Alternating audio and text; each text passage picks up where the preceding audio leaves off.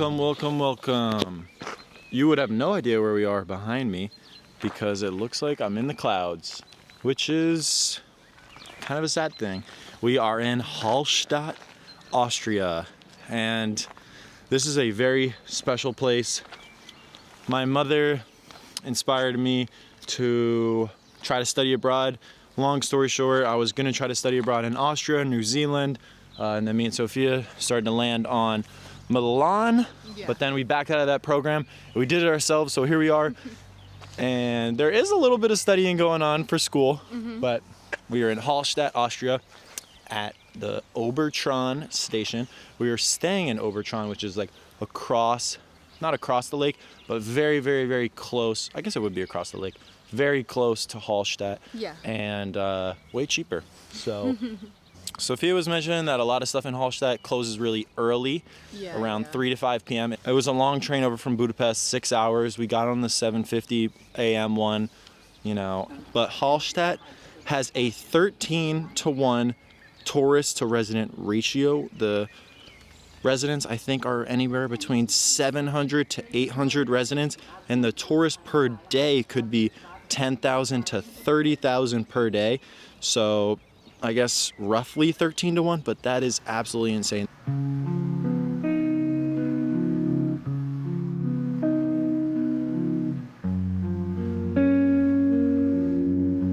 We just got dropped off at Hallstatt and the bus dropped us off near Hallstatt lawn. We would recommend just either taking a bus or a taxi just to save time. It's not really that worth it to take the ferry unless it's a completely sunny day, it's really beautiful, and you just want an amazing view. Then that's when you have to pay cash. It's like $10 per person. There is a pretty big crowd because, again, the later in the night, you can't really do too much. So yeah, we just recommend coming to Hallstatt Lawn. This is where we got dropped off at, and we're gonna be making our way into the city right now. It's around 3:30, so we decided to come up to the salt mines, even though the last tour for the salt mines is 2:30, so we missed the actual museum. But at least we got to come up here to the viewpoint, although it is very pricey to ride the gondola, being $48 total, 24 euros per person, so like $52 or something like that. Really cool views up here, regardless of the clouds. But man, they gotta make like a huge like wind blower.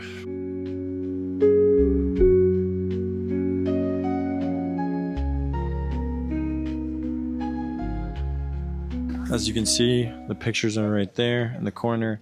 Hallstatt is down there, and then from Hallstatt you can walk all the way up to the skyline viewpoint, Hallstatt overlooking viewpoint, which is basically just like the salt mine. But what we didn't know, well, what we did know is that you could walk up, but when we saw the 48 euro price tag attached with this excursion, we were just thinking, okay, well, then why don't we just get the gondola ride up for like 12 and then just walk down. And then she said you can walk up, but you can't walk down, and that the passageway to walk down is closed. So I think, hopefully in the comments, people can say, oh, you didn't get scammed, like whatever. But I think we got absolutely scammed, because why would you be able to walk up but not walk down? Or it is only closed because they want to make sure everybody is out of this area, so they have like a time where it's okay. If it's like 3 o'clock, it has to be closed because it probably will take people quite a bit of time to get down. And they don't want people getting down in like the dark or something. Yeah, so I'm sure it's open earlier in the day. Now that I'm thinking about it, it's probably earlier. Bro, come on. This is why we were trying to explain. Yeah, you cannot stand in photo spots. Yeah. This has happened way too many Yeah. times. Anyway, well, now we have it all to ourselves. But yeah, I wish I had the selfie stick. Woo. So dangerous. But yeah, basically, hopefully you're not actually able to walk down, but it seems very like you could sneak down. Yeah, I think that you're able to get down and save yourself some money. Take the gondola up, walk down. You know, you could probably walk down in like 20 minutes. probably not worth. Or just go early and walk up and down for free. Save like $50. Hopefully she didn't just like scam us up. I don't think she did. But she's a worker at like a clearly well-known attraction, so I don't think that you're allowed to like give false information. Yeah. Maybe we should ask another worker and verify the information. But like, I just think it's close. You should just walk down though. You should just walk down. Like save yourself, you know, $30 and just walk down.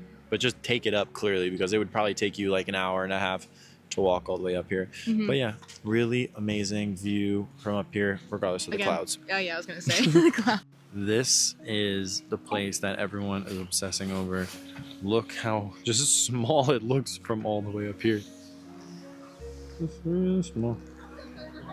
Only a few buildings. And then over here, obviously, way bigger part. I'm pretty sure that's a different section of Hallstatt. That's where we got off on the bus station, way down there, Hallstatt lawn. But the main city center is gonna be there. But like, that's probably where you'd get a hotel because it would be less expensive. Decent amount of tourists at the viewing point, but probably not even in comparison to what you would see in the summer. Just imagine like waiting in a huge line to go up the gondola, and then waiting in a huge line to take your picture at the corner. Good thing we had a small group and we got our picture pretty quickly.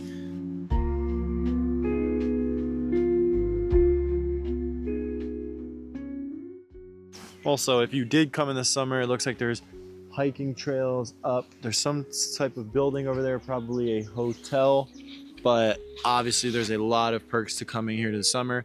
Later gondola rides, later closing times.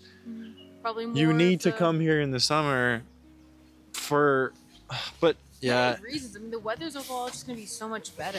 Yeah, you need to come in the summer, but like it's way more packed. So like we're getting just a taste, but it's like a really, really, really good taste. Yeah. But at least it's not like overcrowded beyond belief. Yeah. Never mind. That building I was talking about over there, clearly the salt mine. So yeah, if you did want to go up the salt mine, cool, go up the gondola, boom, there's the skywalk.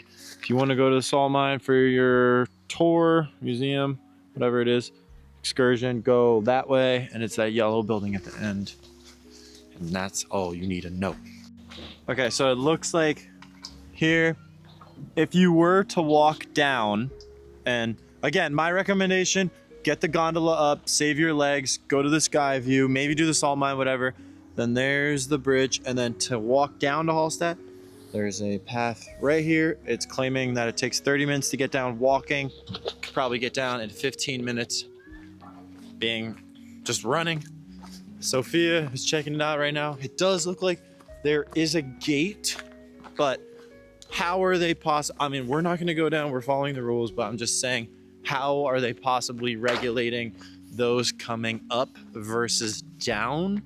That makes no sense. We saw a ton of people walking up, but it's saying way closed to go down.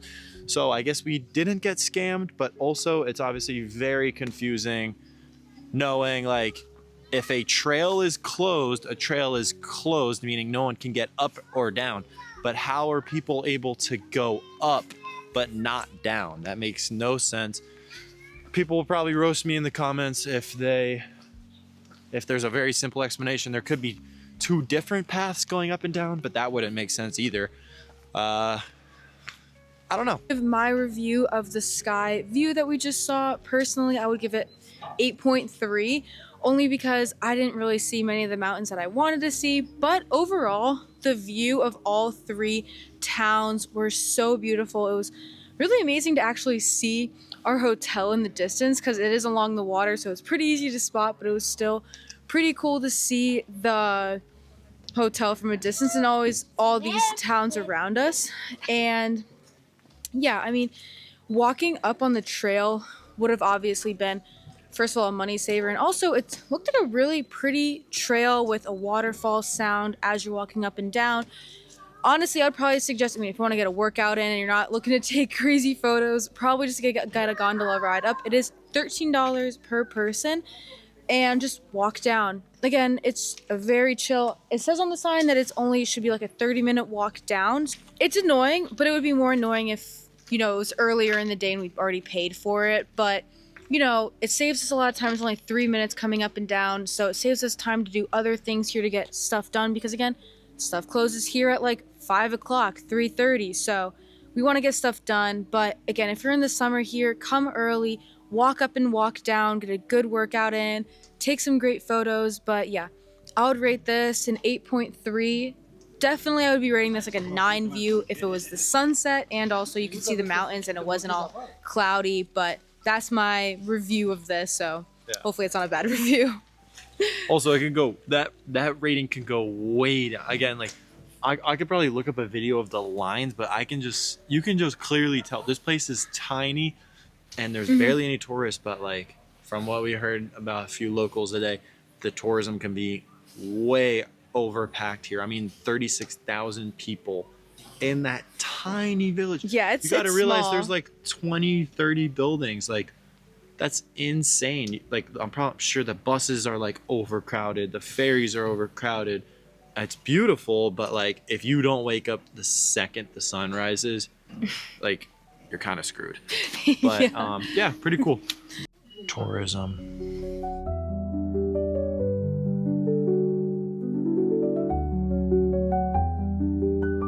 The attention to detail is crazy in Europe. They even have the Hallstatt sewage manhole. Nice.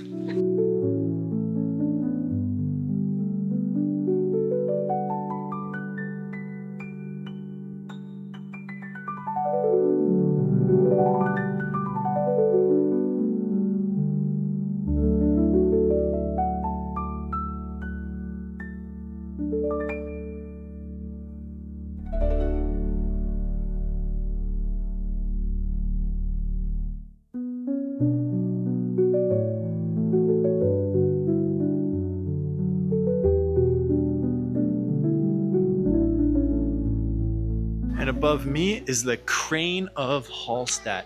This was built probably 2 days ago because they wanted to spoil our trip. But yeah, we love cranes. Long history behind it. I love when my postcard has a crane in it. Oh, for all those people, is this a Czech delicacy?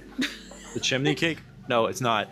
Stop commenting on the Prague video. I'm sorry. Like, it's not a Czech delicacy. It's a Hungarian delicacy. It was alright. It was tasty though. Yeah. But yay, Hallstatt! yay! But also, I mean, the clouds are really annoying. But I don't know cool how much taller it really would have gotten. Like maybe another few hundred feet. But like, you know, it would have just been nice to see it in Goshao. Goshao. No, you said Oh, look, a Goshao. cat! Yo, I love all these wild cats everywhere.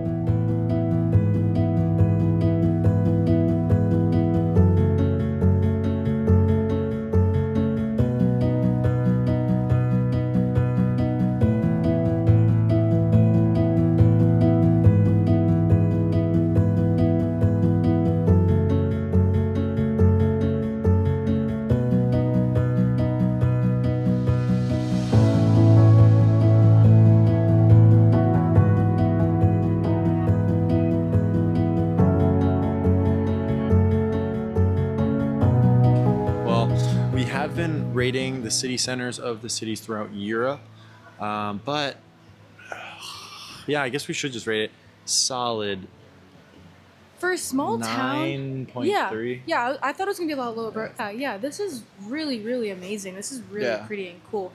Although, I wish it was more active at night, but there's no one here at night whatsoever. There's only a few. I think that bar was open and then that bar was open. Yeah. Also, I'm wondering about this hotel, so I'll probably speak about it in a little bit, but that hotel is in every single picture of Hallstatt because of the church. So and then the mountain behind it. Yeah. So the hotel's probably pretty famous and probably extremely expensive. We'll try to get more information on that, but this is what the marketplace looks like.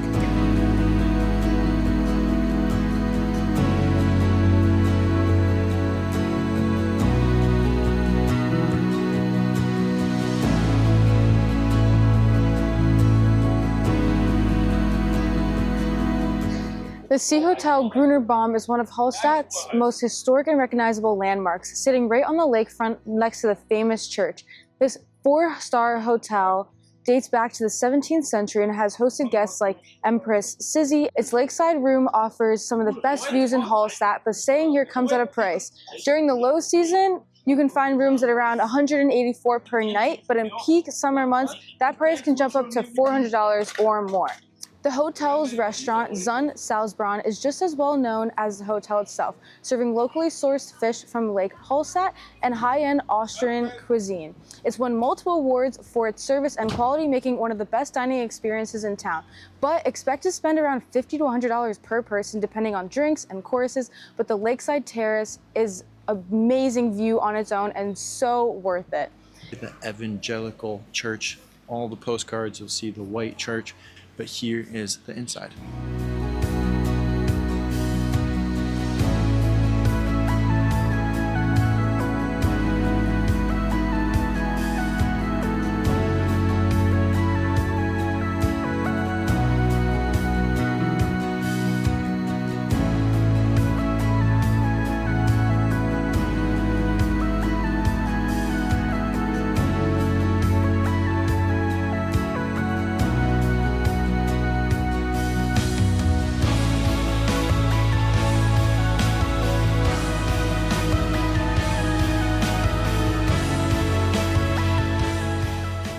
Hallstatt, Austria might be one of the most stunning villages in the world, but there's a good chance you won't see it in perfect sunlight.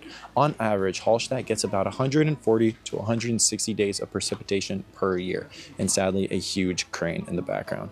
And thanks to its location between the Dachstein Mountains and the lake, it's notorious for fog, mist, and low clouds. The lake itself plays a huge role in this. Its cold waters interact with the warmer air, creating this signature misty, dreamlike atmosphere, or just annoying. Even in the summer, mornings here can start off completely hidden in the fog before it lifts in the afternoon. We went in the morning, so it was completely so we probably should have went in the afternoon to gas out. But if you see it covered in clouds, just know it's pretty normal, and in a way, it adds a little bit of mystery to the fairy tale vibe. Beyond the scenery, Hallstatt is ancient, like over 7,000 years old. This isn't just a pretty mountain town, it's home to the oldest known salt mine in the world. Salt was basically the Bitcoin of the ancient world, and Hallstatt was loaded with it, making it one of the richest early settlements in Europe. Even the term Hallstatt culture, which defines an entire early Iron Age civilization, comes from here. And despite being a tiny little village today, its wealth and trade routes once stretched as far as Greece. So yeah, it may look like a hidden fairy tale, but Hallstatt has been a major player in European history for way longer than most cities.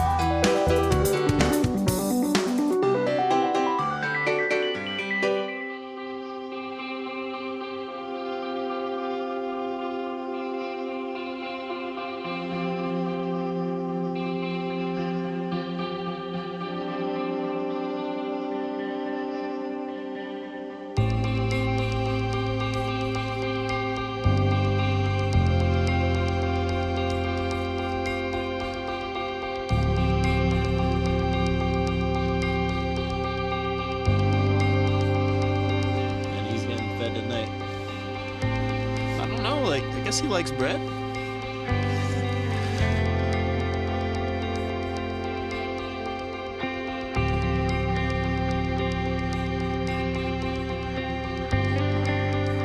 I guess overall we're not really sure what the etiquette is about feeding the wild animals here, but if you see a swan in front of you, you know, you have to keep it around, so we're throwing it all of her bread.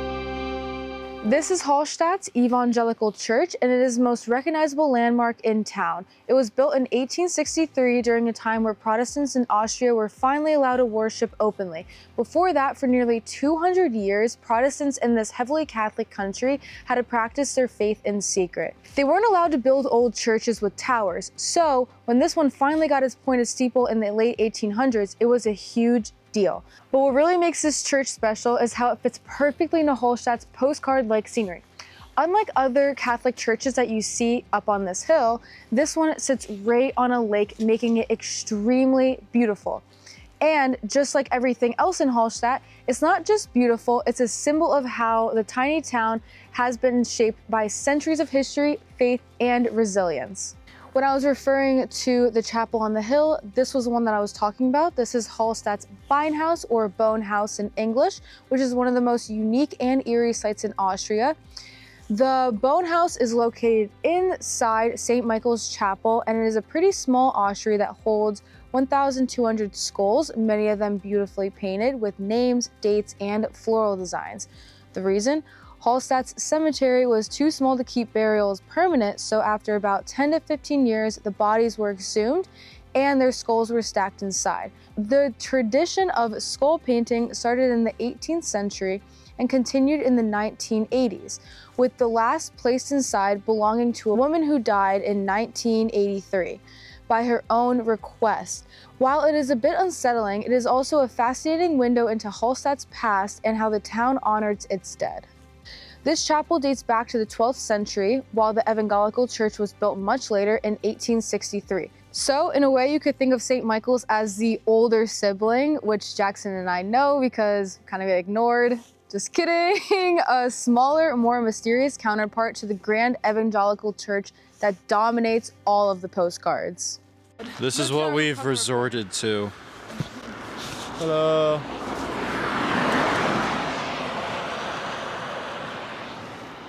No taxis picking us up, no Ubers, no trains, no buses. Our place is like 3 miles away. Do we take the 30 to 40 to an hour run on a main road? Hallstatt, you are breaking my heart dearly. It's probably all our fault, honestly, but damn, who would have known that there was like, all right, another car, gotta go.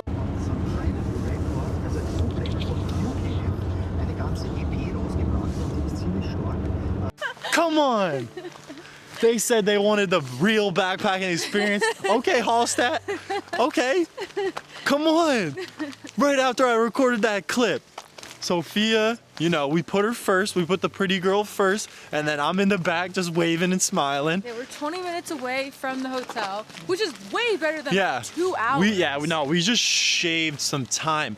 Dude, that was sketch. Yeah. He was going like 100 around the turn. No, he was going like shifting at the same time. But he got us there in like a flash. Like if you're gonna live here, like you need a car. Oh my God, you need a car.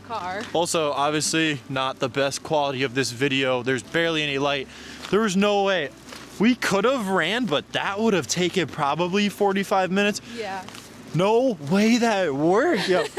We do not have this social like confidence to like just go up to everyone and be like, oh, can you give us a ride? Can you give us a ride? But like in times of need, just a thumbs up is all you need. But I guess in times of need, like we're gonna start to learn, just talk to whoever, at least just ask. It was hopefully maybe tomorrow. My dad reached out to me and he was saying that he wanted to see some like public interviews and stuff like that. So who knows, maybe we'll start to really dive into culture a little more, talk to more people, make the videos a little bit more interesting. But as far as a Hallstatt video, if you did make it this far, you're probably like, what the hell is going on right now?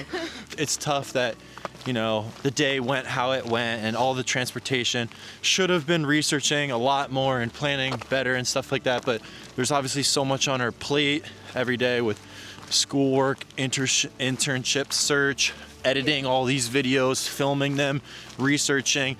It can be hard to like just forget stuff. The taxis, no go. They never answered. They never answered. Answer and then hang Uber up. didn't answer. Yeah. So we were either doing that or we would have done it on the street while we were running. Yeah. But I can see the hotel in the distance. Maybe we'll start a brisk jog right now. Yeah, we are. What an amazing guy. 15 minutes. Didn't want to talk much. I thought he was going to bring us somewhere to kill us at first, but that's obviously just like, you know, our first time in a random car. Yeah. And also like hitchhiking is extremely normal in Europe. That's what I've read. So, you know, three people came up to us, but we were in the wrong direction of so we cars. switched So we had sides. 2 people come up to us and then the one guy hooked it up. But He wanted us in his car so bad. He was trying to show off the racing skills, but Yeah. I was like, yo, so put that seatbelt on. You know, probably not in most people's itinerary for one day in Hallstatt. That was a crazy experience. It actually worked. Yeah. Be nice to people, and please be nice to us in the comments in all of our videos because, like, come on, don't be mean. But all right, good night. And with that, we're wrapping up our time in Hallstatt. We've had an amazing time here. We've seen so many views. The lake was beautiful, especially from the sky view. And we've seen some lesser known spots and even pet some cats here and seen a bunch of swans that we fed, though we probably shouldn't have, but we definitely gave them a warm stomach to sleep with. So see you later, bye.